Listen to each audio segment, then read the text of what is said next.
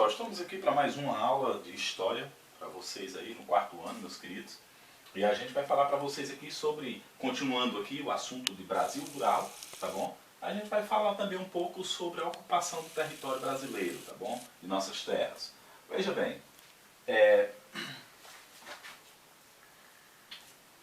os povos indígenas foram os primeiros habitantes que ocuparam o território em nosso país. Em 1500, existiam entre 2 e 4 milhões de indígenas, tá, vivendo aqui no Brasil.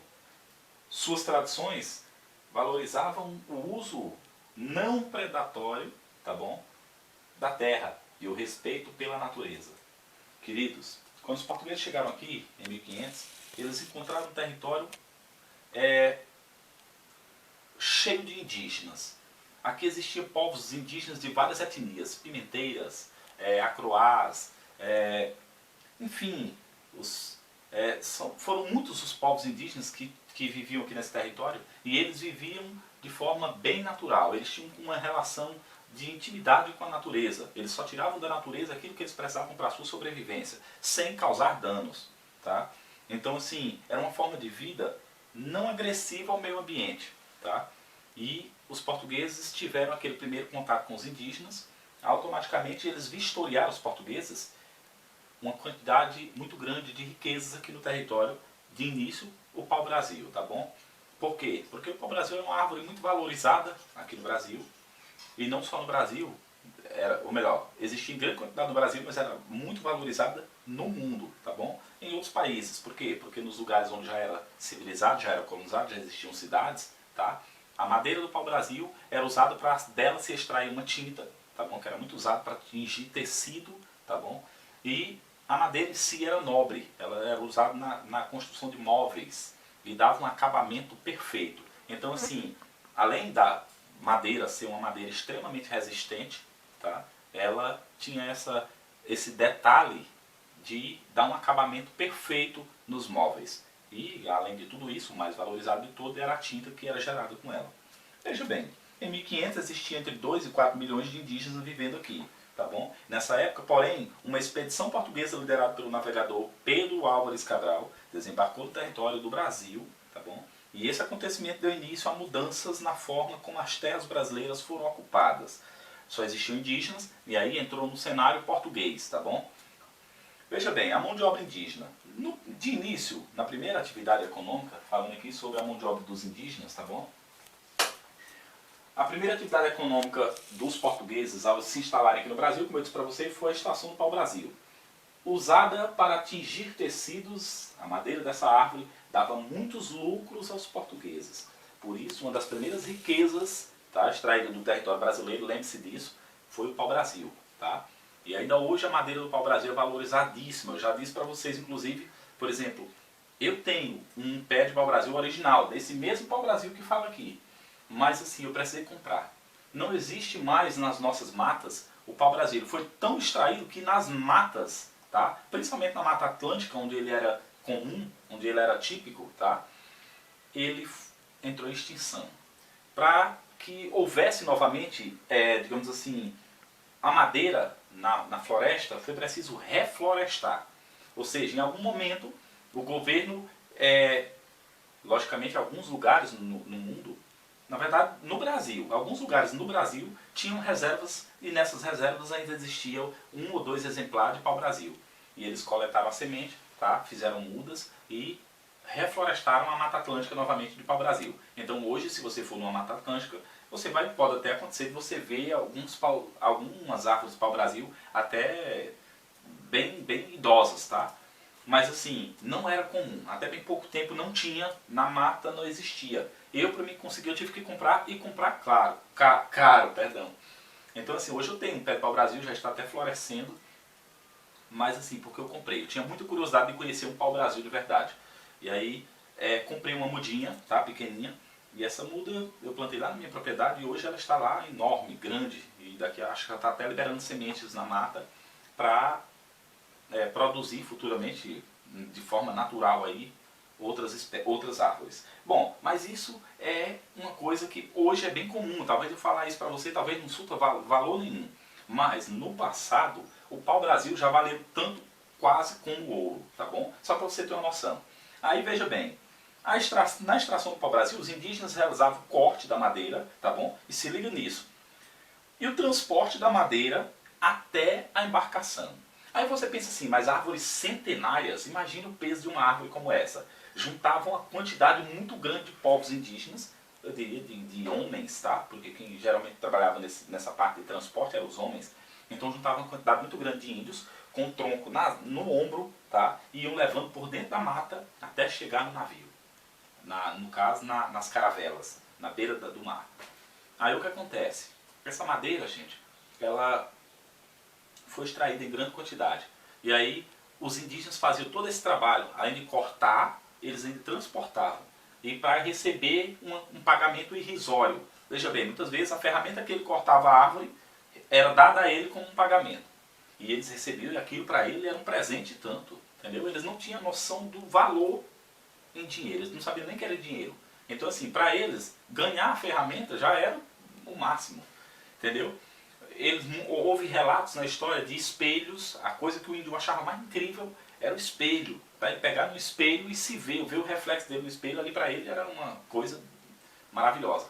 Eles ganhavam muitas vezes isqueiro, só para você saber, isqueiro, né, era usado para acender, por exemplo, os portugueses usavam para acender um cigarro, um cachimbo, por assim dizer, mas o indígena não, para o indígena tinha um valor maior. Para o indígena, para ele conseguir fogo, era muito difícil. As formas de fazer fogo era complicado para o indígena.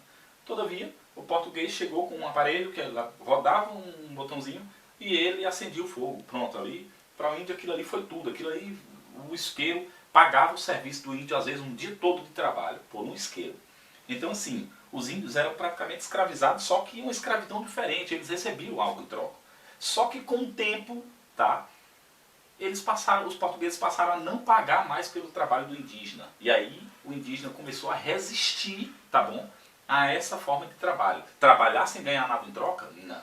Nem os indígenas, que para os portugueses eram considerados selvagens, brutos, que não tinham inteligência, nem eles aceitaram essa forma de trabalho, tá bom? E começaram a reagir bravamente. Alguns indígenas, tá bom, reagiam lutando, mas infelizmente eles não tinham chance alguma.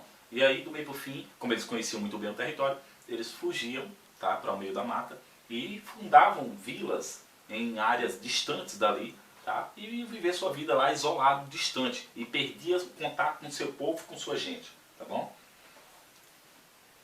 Veja bem, com a expansão da ocupação portuguesa, os indígenas passaram a ser escravizados e a trabalhar sem receber nada em troca. No entanto, esses lucros contra o trabalho indígena, ou com o trabalho indígena, tornou-se quase que impossível. Por quê? Porque os indígenas passaram a lutar contra a exploração e seu trabalho, resistindo de diversas maneiras. O fato de conhecerem muito bem esse território lhes ajudou muito nas fugas e também nas formas de armar ciladas, tá? Para fugir dos ataques desses portugueses. Veja bem, transformando a paisagem. Até cerca de 1530, quando nós estamos falando aqui nessa última parte aqui, transformando a paisagem, tá bom? Ó, até cerca de 1530 os portugueses mantiveram a exploração do Brasil, mais especificamente ali no litoral, próximo ao mar, tá bom? Mas com o passar do tempo, o pau-brasil foi ficando escasso ali próximo ao mar, tá bom? E eles foram adentrando em direção ao interior. Então assim, a ocupação se deu do litoral para o interior, tá bom? Geralmente em outros lugares é o contrário, se dá do interior para o litoral. Mas no Brasil aconteceu mais ou menos assim por causa da extração do pau-brasil. Veja bem, no entanto, com o passar dos anos, os portugueses iniciaram a colonização do Brasil. Aí já foi diferente. A ocupação primeiro do litoral, aí mais tarde do interior. Com a colonização portuguesa teve início aí um longo processo de transformações na paisagem brasileira. A região da Mata Atlântica, por exemplo, foi uma das mais afetadas por essa transformação, sendo quase que totalmente devastada nesse período. E o maior interesse, e o que mais motivava isso, mais uma vez, o pau-brasil, era a madeira que geralmente incentivava mais os colonos portugueses a adentrar o território, tá bom? Veja bem, para resolver problemas com outros países, por quê? Porque enquanto os portugueses estavam explorando um lado do Brasil, tá? Mas em outros lugares espanhóis já haviam chegado ao território. E eles vinham colonizando meio que pelo outro lado. Então, assim, houve um momento em que eles se encontraram e perceberam, os dois países perceberam, tá bom, que estavam fixados ali naquele território, naquela área. E aí começou a haver disputas por território. Para resolver o problema, tá, o governo português, tá bom, interessado em colonizar a sua parte da nova descoberta, da nova terra descoberta, tá bom, ele criou uma forma de governo que facilitaria a forma de exploração e também a colonização do território. Foram as capitanias hereditárias. Veja bem, falando aqui sobre as capitanias hereditárias, tá? Ele fez o quê? Ele dividiu toda a parte portuguesa, que ficava a leste do Tratado de Tordesilhas, tá bom? Tratado de Tordesilhas, só para você saber, não está dizendo aí, mas assim, o Tratado de Tordesilhas foi uma linha imaginária traçada dividindo a área do Brasil que pertencia à Espanha e a outra área que pertencia ao Brasil, tá bom? Ou melhor, que pertencia a Portugal, tá legal? Então uma área era da Espanha, a oeste, e a leste era de Portugal. A área leste, tá, do Tratado de Tordesilhas, da linha de Tordesilhas, foi dividida em 15 lotes de terra, tá bom? Traçado da linha de Tordesilhas para o litoral, ou seja, no sentido oeste e leste.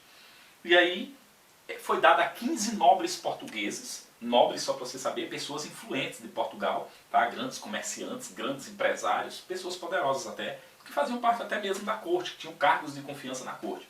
E aí eles interessados, achando que enriqueceriam aqui no Brasil, eles receberam esses lotes de terra e vieram para cá, tá bom? Digamos assim, tentar colonizar esse território. E aí trouxeram, logicamente, usando trouxeram seus servos e tentaram capturar indígenas para usar como escravo, para trabalhar nas terras, tá bom? Desses 15 lotes de terra, eu sei que não é ainda no assunto de vocês vão ver mais adiante que só 2 deles prosperaram, tá bom? E aí o que acontece? Essas 2 capitanias, somente a de São Francisco e a de Pernambuco, tá bom? Elas prosperaram. E aí o que acontece? As outras todas faliram, praticamente se tornou em nada, por causa do ataque de indígenas, queridos. Bom, mas o mais importante é que esse conteúdo aí, eu espero que vocês tenham compreendido, tá bom? Então assim, a gente chegou ao final dessa aula, mais pra frente a gente entra em maiores detalhes, tá bom? Sobre essas capitanias hereditárias. E a gente vai deixar a atividade da página 245 aí pra vocês, a gente até colocou aqui, tá bom? É só uma atividadezinha, só uma questão mesmo, com 2, letra A e letra B. Respondam e nas dúvidas a gente vai estar auxiliando vocês, tá bom? Um abraço e até a próxima videoaula de História.